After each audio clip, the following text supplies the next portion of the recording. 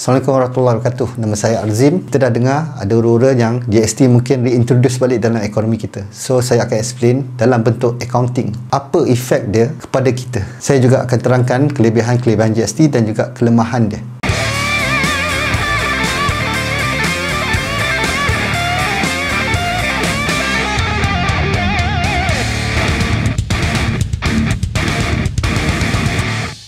GST ni akan efek kepada 4 level secara basic. Satu adalah manufacturer, pengilang. Kedua adalah distributor, pengedar. Ketiga adalah retailer, kedai. Dan keempat adalah kita, consumer. Sebelum ni, pengilang dia kenakan SST. Saya akan tetapkan harga kos barang pada harga RM100. Ya, sebagai contoh. Rate dia adalah 10%. Maksudnya RM10.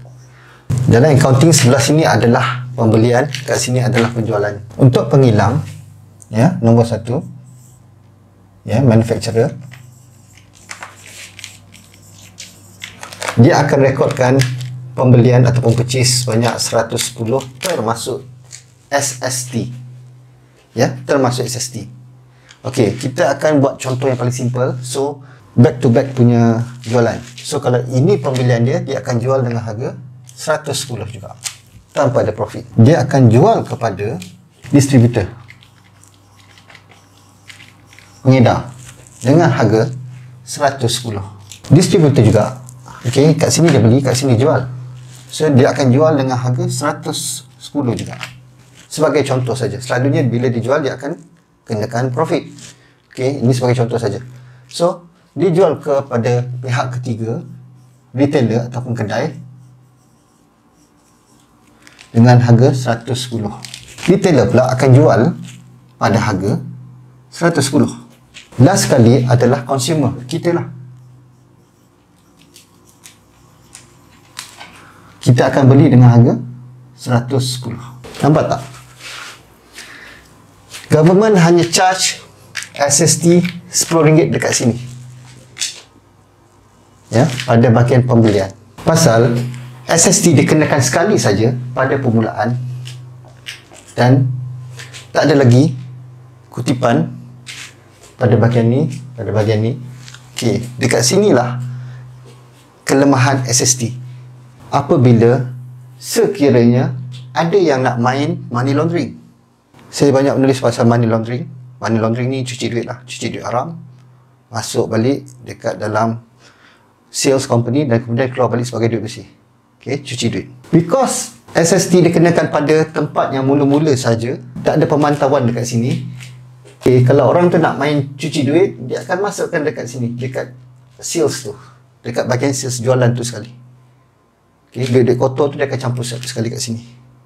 Kalau distributor pun sama, dia akan masuk balik kat sini. Dan untuk retailer juga, dia akan masuk balik dekat sini. Okay, inilah kelebihan GST. So, GST akan menyebabkan segala transaction business tu lebih transparent. Sekarang saya akan explain tentang GST. Apa efek dia? Kita akan tetapkan pembelian kita RM100 dekat sini. Tetapi jualan akan jadi RM106. Macam mana dapat RM106? Okey. Kalau GST kita 6%, 100 kali 6%, RM6. Okey. 100 campur 6 jadi RM106. Okey. Sekarang kita jual kepada distributor, ya, manufacturer kepada distributor. Pembelian akan rekod kat sini 106. Okey, 106 ni pula kali dengan 6%, GST adalah RM6.36. Bagi distributor, jualan dia pula akan jadi 106 campur RM6.36 akan jadi RM112.36. Kemudian dijual pula kepada retailer. Okey, retailer RM112.36.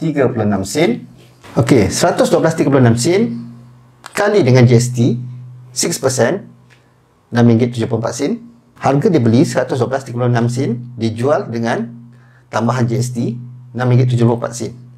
So, jualan kepada consumer adalah RM119.10. Okey, kita di ultimate buyer RM119.10.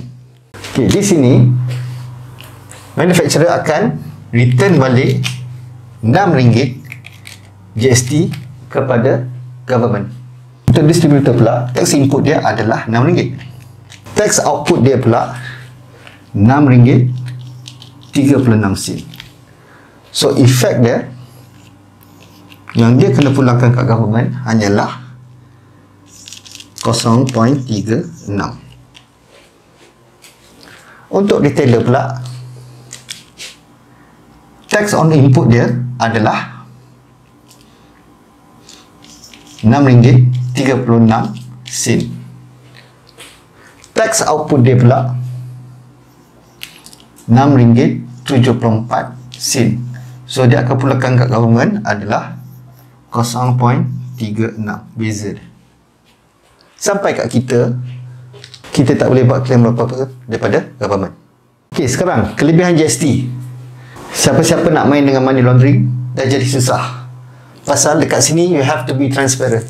You have to declare berapa sales you. Dekat sini juga. Dan di sini. So, efek kepada GST ialah salah satunya adalah deterrent kepada money laundering. Kalau you perasan, selain daripada public yang komplain pasal GST sebelum ni, banyak yang komplain juga adalah daripada pihak-pihak manufacturer, distributor dan retailer. Kenapa? Pasal diorang nak buat kerja dah susah dah. Ya, sedangkan diorang tak ada efek sebenarnya. Dekat sini kalau you perasan, manufacturer hanya pulangkan balik RM6, which is GST on the sales. Sama juga macam distributor, dia akan pulangkan balik RM6.36, tolak RM6. Dia hanya pulangkan 0.36. Basically, dia punya profit tak berubah. Dia hanya pulangkan perbezaan. Kat sini dia boleh claim RM6, kat sini dia kena pulangkan kepada government RM6.36. So, beza dia 0.36. Sama juga macam ni. Dia tak efek pun. Kalau you perasan, because of this transparency, dia menjadi deterrent kepada money laundering. Kelebihan GST ialah government dapat kumpulkan lebih banyak wang untuk negara, untuk dibelanjakan, untuk running the country. Because dia akan kena kepada semua level. Ya, B40, M40, T20. Siapa yang belanja banyak, dia kena bayar GST lagi banyak. Siapa yang belanja kurang, dia akan bayar GST kurang. Okay, macam negara-negara maju, diorang pun ada GST, tapi dia orang panggil VAT, Value Added Tax. Okay, sekarang kita cerita tentang kelemahan GST. Di mana? Contoh saya ni tak ada pertambahan dari segi profit kepada manufacturer, kepada distributor atau kepada retailer. Just plain RM100. Sampai dekat consumer, harga dia dah jadi RM119.10. Satu lagi, saya banyak dapat komplain daripada geng-geng kontraktor. Say that geng kontraktor, dia dah buat job dengan harga RM120,000. Dia dah invoice kepada customer dan dia juga kena tambah 6% lagi. GST, which is RM7,200 lah. Ya, RM7,200. Dan selalunya kita tahu kontraktor tak dapat balik duit dia on the spot. Jualan dia tu, dia akan ambil masa yang lama. Dan di sini ada time period untuk submit the GST. So apa yang jadi, kontraktor kena pakai duit dia. Kadang-kadang bayaran yang dia dapat taklah penuh. Kadang-kadang hanya dapat RM100,000 out of 120,000. Kadang-kadang klien pun suruh buat revision itu, revision ini. Kalau tak nak buat, kurangkan harga. So itu yang terpaksa dihadapi oleh pihak-pihak kontraktor. Dan satu lagi kelemahan yang saya sudah dengar, input GST tu, claim daripada government pun kadang-kadang lambat. Sekiranya dekat sini, ya, input GST tu lebih tinggi daripada output GST. Dalam contoh ni, output GST dia lebih tinggi daripada input GST. So dia just submit the difference kepada government. Tapi kalau input lebih besar daripada output GST, by right, company patut dapat input tax credit daripada government. Tapi kadang-kadang dia mengambil masa. Waktu sekarang ni tengah, yalah, kita pun tahu ekonomi baru nak pick up. Kemudian OPR pun naik, inflasi naik. Sekarang introduce dengan tax yang baru. So mungkin akan membebankan kita. Bukan mungkin, confirm. Mungkin government kena fikirkan tax structure yang baru.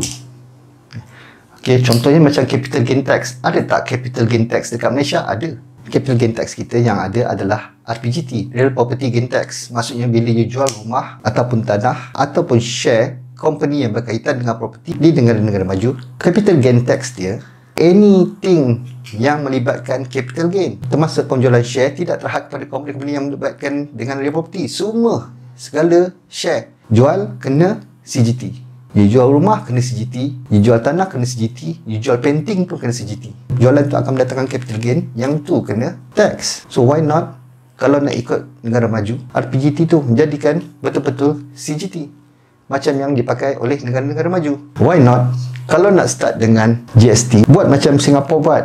Dia start dengan 2%. Mungkin lepas ekonomi dah pick up balik, mungkin lepas tu consider untuk increase 3% atau kepada 4% supaya orang dapat adjust dulu. Itu saja. Terima kasih. Assalamualaikum.